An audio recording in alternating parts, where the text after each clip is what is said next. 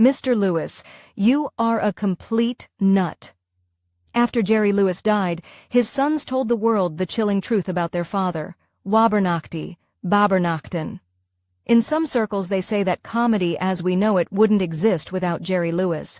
He walked so that the comedians we know and love could run. However, the comedian's life was not nearly as straightforward nor squeaky clean as one might suspect. The king of comedy had his skeletons to hide. He was born on March 16, 1926, to two Jewish immigrants. His father, Danny Levick, immigrated to New York from the Russian Empire, and his mother, Rachel, from Warsaw. His father performed in vaudeville, and his mother was a pianist.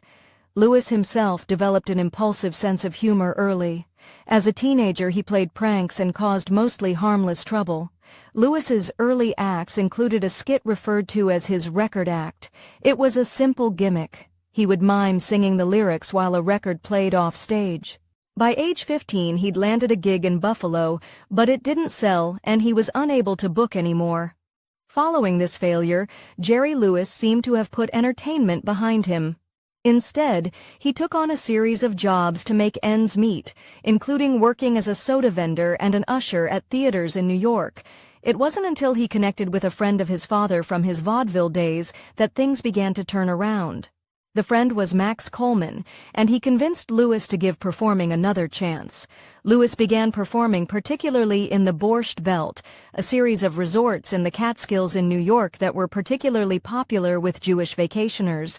It was here that Irving K. saw Lewis's act and became his manager.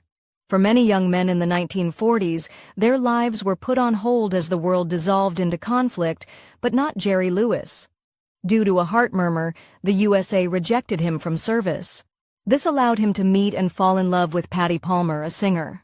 As a pair of performers, it was a natural match. They married on October 3, 1944, and would go on to adopt a son in 1949, then have 5 biological children throughout the 50s. From the outside, it may have looked like the perfect marriage. However, as Lewis's star began to rise, the tensions in his home life increased with it. 1 year after getting married, he was 19 years old and performing at the Glass Hat Club in New York City. Dean Martin, then 27, and yet to fully come into his own as a singer, was also performing. It would be another 2 years before the pair would appear together for the first time on stage. This time, Lewis was performing in the 500 Club in Atlantic City. The other singer that had been scheduled to perform had become unavailable. They had a problem, but Lewis had a solution. He suggested that Martin fill in. Anyone who's a fan of classic comedy will know that eventually Lewis and Martin became a dynamic duo. However, in the early days, that was far from the case. They were so bad initially that Skinny D'Amato, owner of the 500 Club, threatened to toss them out if they didn't improve their act. Martin and Lewis needed to find something new, or they'd be sunk before they even started. Another thing that fans of classic films will know is that Jerry Lewis and Dean Martin had true magic. It was their ability to ad-lib that brought about the real charm, and that was exactly what brought their success at the 500 Club. They tossed out their pre-written jokes and instead ran with an improvised set that revolved around Lewis interrupting Martin's performance. The audience loved them. Once Lewis and Martin found the magic formula for their routine, they became unstoppable. They began touring the Eastern Seaboard before ending at the popular Copacabana Club in New York. In 1948, NBC booked them for the Martin and Lewis Show, which ran on radio until 1953. At that same time, Ed Sullivan was launching one of his early shows, Toast of the Town. Martin and Lewis made a key appearance in the first episode of this variety series and would continue to make appearances on various variety shows until April 1949, when they'd try their hand at their own show. With a successful radio show under their belts, they expected their TV show to get a big reaction. But much like their early days on stage, the initial reviews were less than stellar. Their antics, which had served so well on stage and radio, failed to impress television viewers. But while they dipped their toes in television, it was Hollywood that would truly shoot their stardom to new heights. Paramount signed Lewis and Martin to a film deal in 1949. They first appeared together in My Friend Irma, a film that starred Marie Wilson and Diana Lynn as a pair of hapless roommates looking for love. While Paramount hired Martin and Lewis for a comedic relief and an ensemble cast, the film showed the world the magic that was the comedic duo on the big screen. Together they'd go on to make 14 films between 1950 and 1956. In 1950, another young actor was looking to follow in his theatrical parents' footsteps and make his mark. Sammy Petrillo was 8 years younger than Jerry Lewis and happened to bear a striking resemblance to him. Lewis didn't like the looming competition that Petrillo posed, and he wanted to do something about it. Lewis hired Petrillo to play a baby in a sketch for Colgate Comedy Hour. Petrillo recalled Lewis as being abrasive in the meeting. Although Petrillo was initially hesitant, he was persuaded to sign with MCA, Lewis's talent agency, but it backfired spectacularly. Lewis promised Petrillo work that never appeared. He wasn't helping Petrillo, he was keeping him on the shelf so that Petrillo would never find work and never jeopardize Lewis's career. Because he was a minor at the time, his father got Petrillo out of his contract with Lewis. Then, in the early 50s, Petrillo met Duke Mitchell, a singer, and they paired up as a Martin and Lewis-esque double act. Lewis was not amused and used his considerable influence to blackball them whenever he could. By the spring of 1956, tensions were high between Lewis and Martin. As the pair gained more and more fame, the spotlight became more focused on Lewis, leaving Martin on the sidelines. Everyone called Lewis the talented one, while they implied that Martin was simply tagging along. In 1954, Martin's already frayed nerves had been rubbed raw when Look magazine published a photo of Lewis on the cover, but not just any photo. Look had taken a photo that had included both men, but cropped Martin out entirely. This was the beginning of the end. For exclusive perks like early access to new videos, priority replies to your comments, and to have your say on future content, consider becoming a Factornate member. On top of that, your support helps keep the channel going. Click the link in the description for more details. The last film that Martin and Lewis made together was called Hollywood or Bust. It was not a pleasurable filming experience. After that, they did a small series of engagements that they'd already agreed to at the Copacabana Club, which became their farewell shows. Exactly 10 years after teaming up, Martin and Lewis performed their last show together, and Lewis was on his own. Jerry Lewis had spent a decade working with Dean Martin. They had built their careers together. For many rising stars, it would have been their time to shine, but not Lewis. Following the split, he lost his confidence. Soon after, Lewis and his wife were on vacation in Las Vegas when he heard from Judy Garland's manager and husband, Sid Luft. Garland had strep throat and couldn't perform. He wanted Lewis to save the day and step into her place. Lewis may have been hesitant to step on stage as a solo act at first. However, this opportunity was exactly the push he needed. The crowd's response was rapturous and gave him the confidence to continue on his own without a partner. In response to this performance in Vegas, Lewis recorded the songs he'd sung, which earned him a record deal. He also began performing at the Sands Hotel and Casino in Vegas, which launched a new phase of his career that focused on solo live performances. They'd be a staple throughout the remainder of his career. Lewis was a bona fide performer, and he'd proved that he didn't need Martin to entertain audiences.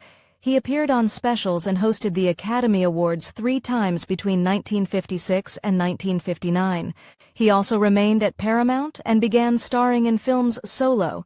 He signed a contract in 1959 that not only gave him unprecedented control over his future films, but also made him the highest-paid performer in Hollywood to date. A decision by Paramount in 1960 enabled Lewis to change the way films were made forever. He'd filmed Cinderfella for a summer release, however Paramount decided to save it for Christmas. Having created a hole in their lineup, Paramount wanted Lewis to make a film in order to replace it. In response, Jerry Lewis created The Bellboy, which he not only starred in, but directed, co-wrote, and produced. The filming schedule was tight. Lewis was filming in the day and performing at night. Instead of a dialogue-heavy movie, the film focuses on Lewis's physical comedy. This was to save time on filming. However, the real time saver was the use of monitors to instantly review his scenes, letting him know if he needed to refilm without having to wait for dailies. Since Lewis had essentially made a silent movie, Paramount weren't happy and pulled their backing. Lewis had to use his own money in the end to finish the film. However, it was Lewis who had the last laugh. The Bellboy is one of his most popular films and was a financial success. From this point on, Jerry Lewis would continue to have a large amount of creative control over his movies, often having some hand in writing, direction, producing, or all three. Although Lewis had made his mark as a solo artist, his early days with Dean Martin followed him, and the consequences of their split were devastating. Lewis stated that he and Martin didn't speak in private for 20 years, something he regretted. However, publicly, they reunited a few times. The most famous instance was in 1976, when Frank Sinatra arranged for Martin to surprise Lewis on one of his annual Labor Day telethons for the Muscular Dystrophy Association. This was one relationship Lewis seemed to repair before it was too late. His relationship with his family, however, was another matter entirely. Despite having never made an effort to hide his infidelities, Jerry Lewis remained married for nearly 40 years. However, in 1980, his wife Patty finally had enough of his antics and filed for divorce. Sandra Pitnick was a stewardess who was also professionally trained as a ballerina. At the same time that Palmer was filing for divorce, Pitnick earned a small dancing role in Lewis's film Hardly Working. The pair married in February 1983. Lewis and Pitnick adopted a daughter in the early 90s, and he never looked back at his first family, even when it was clear his time was up. He suffered his first heart attack in 1960 when he was only 34 years old. He'd survived two more in 1982 and 2006. So when Lewis finally succumbed to his heart problems in 2017, it was more of a surprise that he made it to 91 at all. Lewis's death unlocked both praise and scrutiny on all that he'd done, particularly from his family.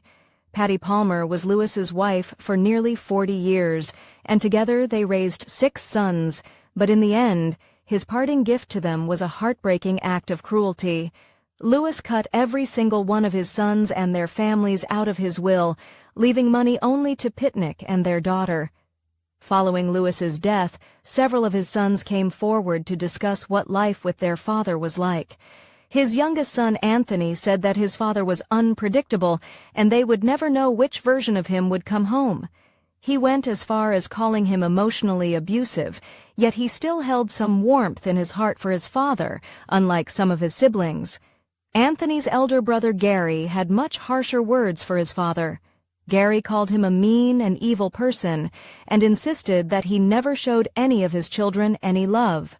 In 2022, Vanity Fair reported that several of Lewis's female co-stars from films he'd made in the 60s came together to accuse him of harassment, verbal abuse, and even sexual assault.